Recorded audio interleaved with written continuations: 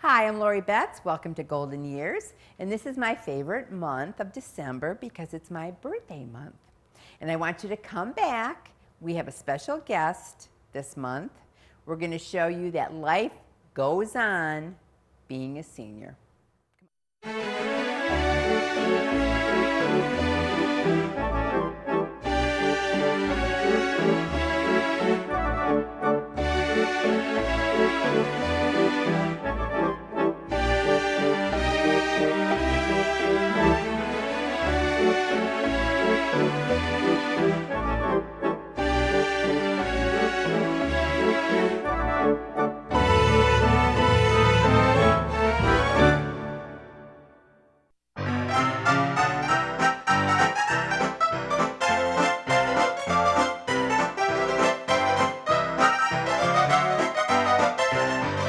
Welcome back. My special guest this month is Geraldine Jones, and she is a resident at Grecian Garden Apartments in North Royalton, where I live. I met Geraldine as a customer of GTB, and I am also in a networking group in Parma Senior Network, and Geraldine was our guest speaker one month. And she was so motivating, I wanted her to come onto my show and let you guys know life goes on and you need to enjoy life. So Geraldine, welcome. Thanks for coming on my show. Thank you for inviting me. I want to know, first of all, let's talk apartment living. How do you like living at Grecian Gardens? I love living at Grecian Gardens. I've been living there for going on 4 years. And I like it because it's safe, it's comfortable, plus beautiful. And I like the environment. And you have good people living there too. Oh, excellent people. I come there in the morning. You guys are either having your breakfast in the morning in the community center, Yes. or in the afternoon, you guys are waiting for the mail people. Yes. So you're all sitting in the lobby waiting, or either you're going off shopping, Yes. or just talking. Yes. Wonderful, wonderful. Yes. Okay, I want you to tell the audience, what was your background? What was your career when you were in the working world? Well, I retired from Department of Human Services, In Cleveland and Cuyahoga? Cuyahoga County, working many years as a social worker. And I worked in the Department of Human Services, Child Abuse and Neglect. Wow, you got stories to tell. Many stories. But it was an excellent job. I liked it. I like working with people. I like helping people. And I like putting families back together. And so I really enjoyed the job that I had at the time that I was working. And you are a people person. Hopefully. How old were you when you had to retire? I was 69 years old when I retired. Good for you. Yes. That's good. And I know you had some health issues. Yes, I have. And how did you overcome those? Well, I haven't really overcome them because I still have the health issues, but I'm working with them. I'm accepting them. Well, not really accepting them, but I'm living with them. I'm a diabetic. I've been a diabetic for around 30 years. And initially, when I became a diabetic, I was in denial. I did not accept the fact that I was a diabetic. The doctors had told me that I would have diabetes if I gained weight. And of course, what did I do? I gained weight. And I became a diabetic. And I was in denial. I was angry. I was mad. I was frustrated. I was depressed. I was all of the above. And I sat around feeling sorry for myself. And one day I decided, why am I sitting around feeling sorry for myself? You know, what am I doing with my life? You know, life is going on and I'm just sitting around just feeling sorry for myself because initially it's my fault the way I am because I was in denial of what was going on with my body. And so I had allowed the diabetes to take control. So the diabetes caused a lot of problems in my life. I have diabetic retinopathy, which is an eye disease. It causes blindness. And I was very sad when I found out that I had retinopathy and that I was going blind, but it was a wake-up call. And I decided to start taking care of myself and stop feeling sorry for myself and do what I needed to do to start living. Really? And you have to help yourself. Yes, yes. And I started going to the doctor, listening to what the doctor was telling me, because initially, you know, I didn't want to believe what they were saying was true. But once they told me I was going blind and I couldn't see, well, then I realized that I needed to start taking care of the diabetes. And so that's what I did. I started going to the doctor, taking my medication on time, doing the things that I needed to do, started exercising, and just started being with people more and being more open to things that was going on around me and with me. God bless you. Yes. You look darn good. Thank you. You took hold of your life and you said, this is the road I'm going to go down. And what else did you get active in? Well, I became active once I found out that I could not go back to work, because initially I had planned on working once I retired, but once I found out that my diabetes had taken control, then I started going to the senior center, and I started playing bingo, meeting new people, taking craft, doing ceramics. I did sign language. I sang in the choir with the deaf, and then I went on vacation with my grandchildren. God, how many grandchildren do you have? I have 5 grandchildren, 2 great-grandchildren, and I'm a mother of 4 children. Awesome. Is everyone here in Ohio? No, I have 1 child that's in Florida. I have 1 that's in Cleveland, and 2 that live in Brooklyn, Ohio. Yes. So you're active with your grandchildren. Yes, I am active with my children and my grandchildren, also my great-grandchildren. And that's what life is all about. Yes, it is. I think once you become older, I think your life involves your family more, because you have more time to spend with them. Well, good. Yes. And hopefully they work you into their life also. Well, and that they have, because they love Grandma, and Grandma loves them. That's awesome. Yes, yes. What advice do you have for these seniors out there that might be in your situation that you were, what, 2 years ago, 3 years ago? Well, yes, 3 years ago and still in. But my advice would be to know that it's never too late. It's never too late to learn. It's never too late to let go of the old things that you used to do and to take control, or to accept new things into your life. And that's probably the social worker coming out of you too, Probably, right? It stays with you. probably so. And I did hear you took up piano playing. Yes, I did.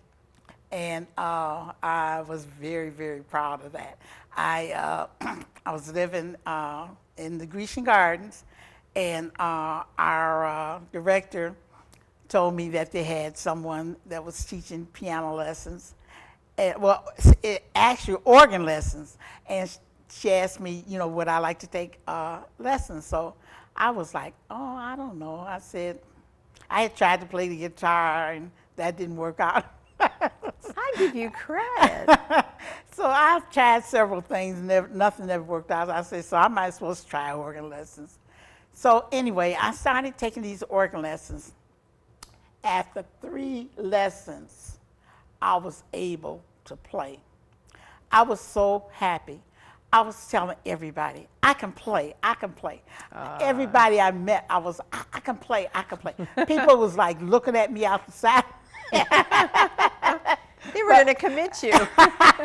But I was just happy, and I was sharing my happiness with everybody. I was sharing, and I didn't mind sharing.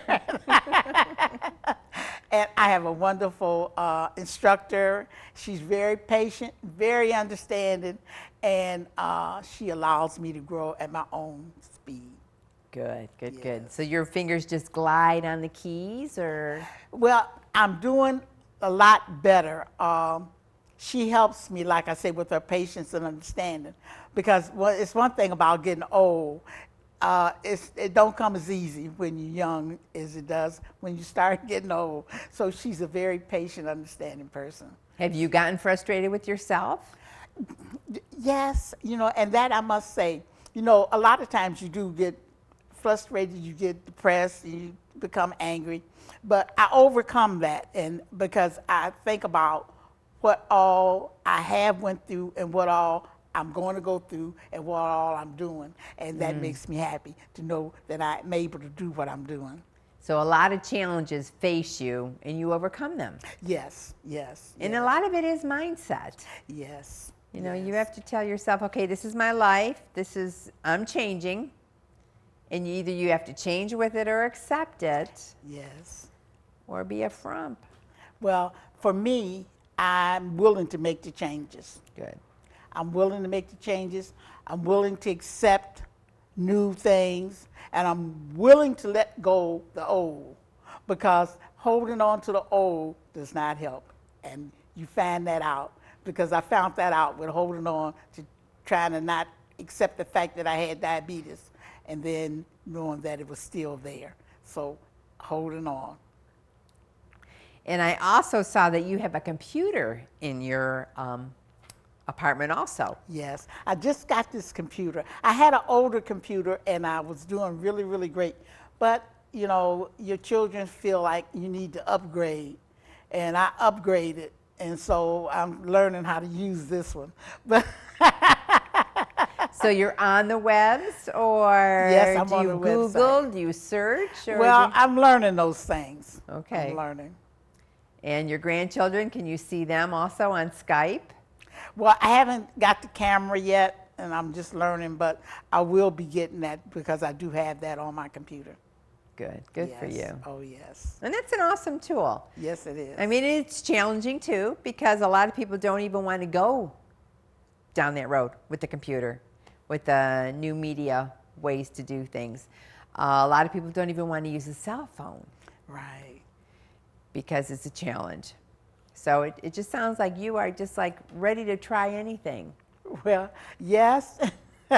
Yes, I am willing to try because, like I say, holding on to the past, for me, it has not been helpful. And I'm willing to make a change. I'm willing. Good for you. Now, do you cook? Yes, but I don't cook as much as I used to cook. When I was younger, yes, I loved to cook. But now, since I'm getting older, I think it's time to rest. So I cook very seldom. My children take me out, and I love it. And but I do cook sometime, yes. That's good. Good. All right, we're going to take a quick break, and then we're going to come back and see what else Geraldine has to share with us.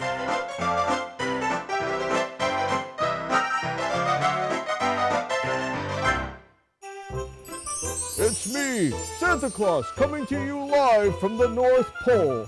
I'd like to remind you to leave out that milk and those cookies and to keep watching Brunswick area television. And I'll come to see you real soon.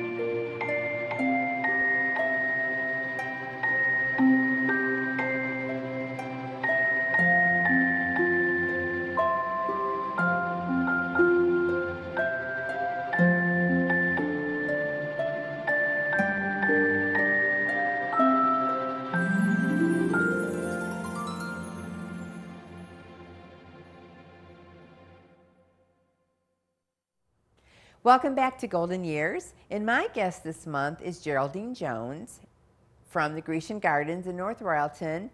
And she is here to tell us how special her life is because she's making it special. And she's getting out there and you're doing things. And you had mentioned exercise. So tell me, do you get up every day and exercise? Do you exercise before you get out of bed? Or do you go down to the exercise room? What do you do?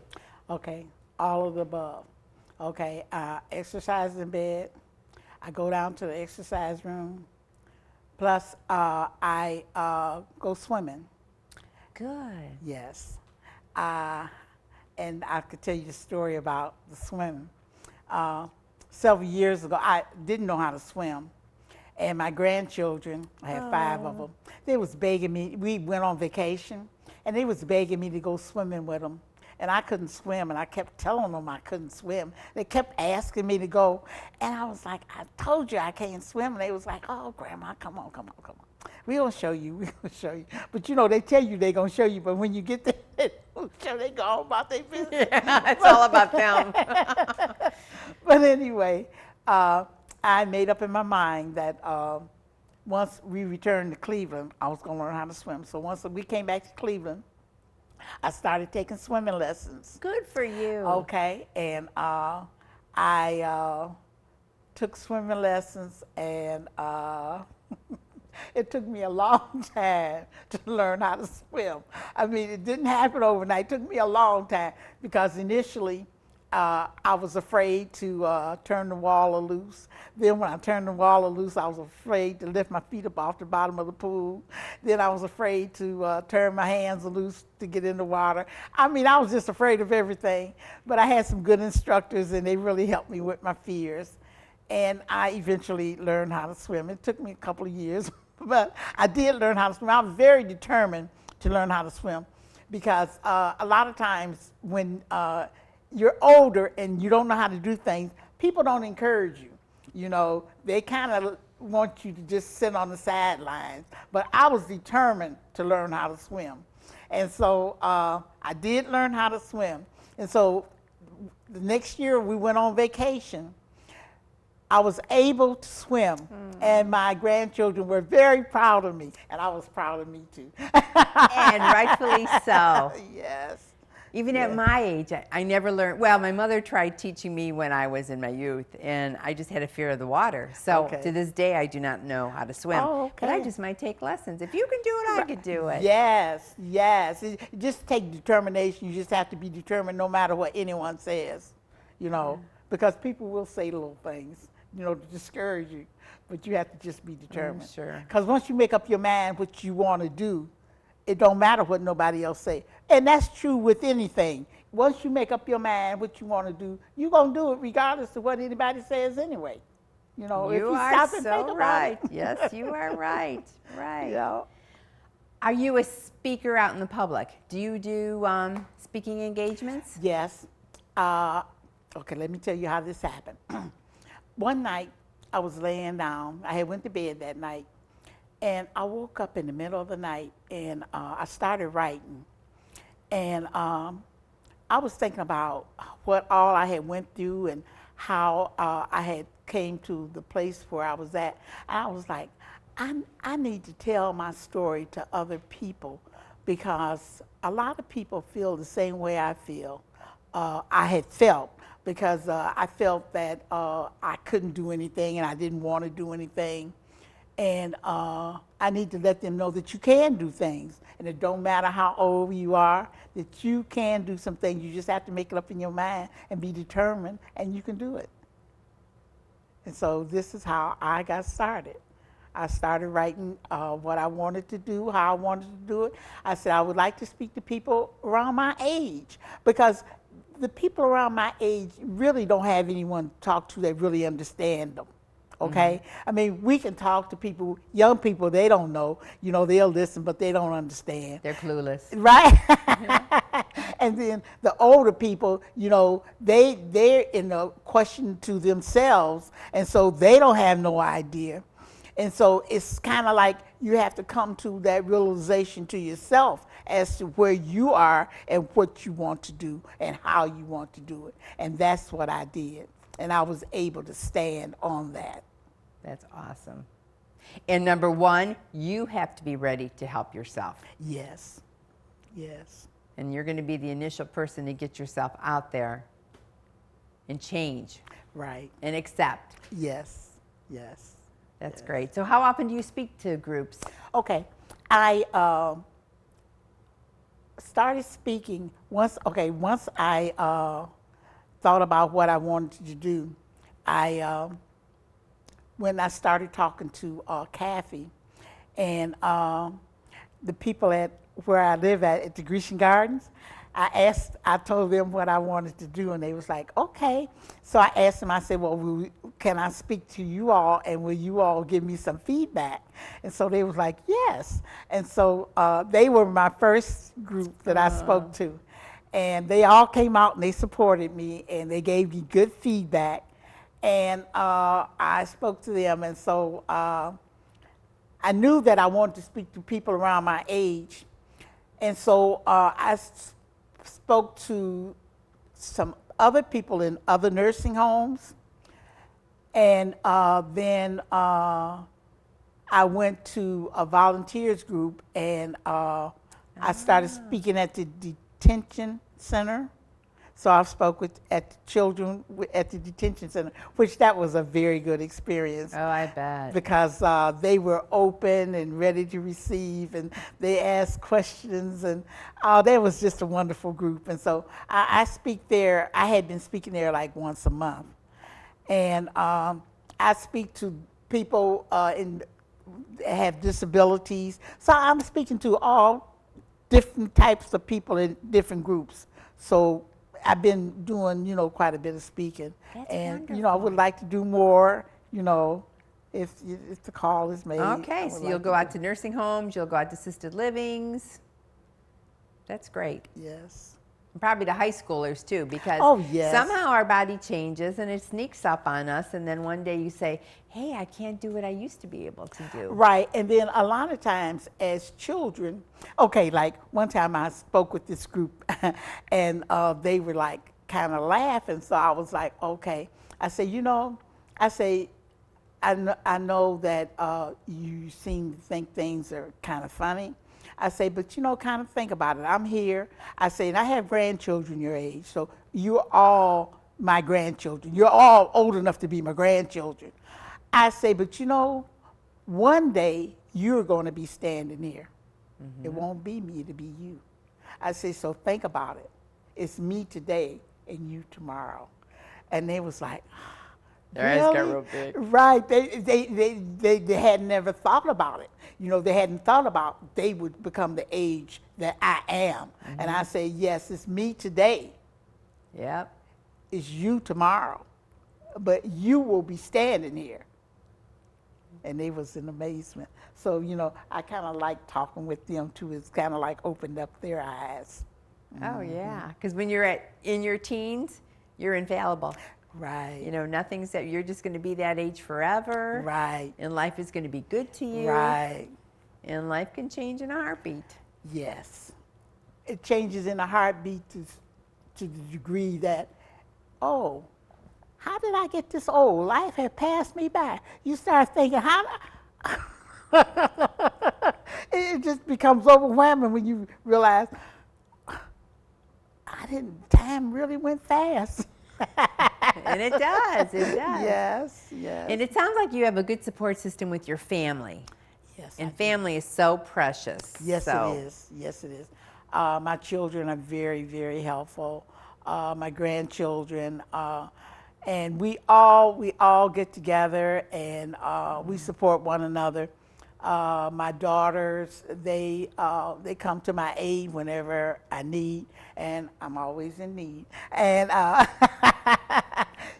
and I try to make them feel comfortable because I know I like to feel comfortable. And a lot of times, once you get older, you can see where you come from. And I never forget where I come from. And I never forget that at one time I was their age, okay? Mm-hmm. So I allow myself the time and the energy to think about what they're dealing with and how they're thinking. And so that helps me out a lot. So I have a very good support system. And that's wonderful. Yes, it is. I mean, I keep saying every family has so many different dynamics. And some people are very fortunate to have a close family, and other people have the separated family. So, I mean, if you have that connection with your family, that closeness, that's like gold. Yes, yes.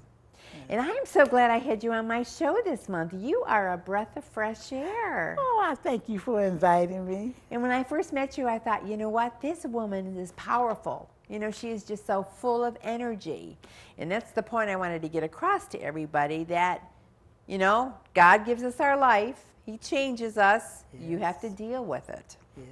And you obviously took control of it. Do you want to share anything else with the people? Yes. Well, I'm glad that you invited me. I really appreciate being here. And I would like, you know, to go out and speak with people and to let them really know that, you know, life does not have to pass you by. You can accept life as it is and keep going, because there are some things that you can change once you learn how to accept it. Bingo. Bingo. And whether you have a health issue, right, or whether you have maybe a money issue, or age issue. Or, bingo, age, too. Right, because age is going to come. And a lot of times we don't want to accept our age, but age is going to come. Because life is life. Right. Well, thank you so much for joining us. You're welcome. And thank you for joining us on the Golden Years. And I want to wish everybody a happy holiday season. And please visit your families this season. And we'll see you next year.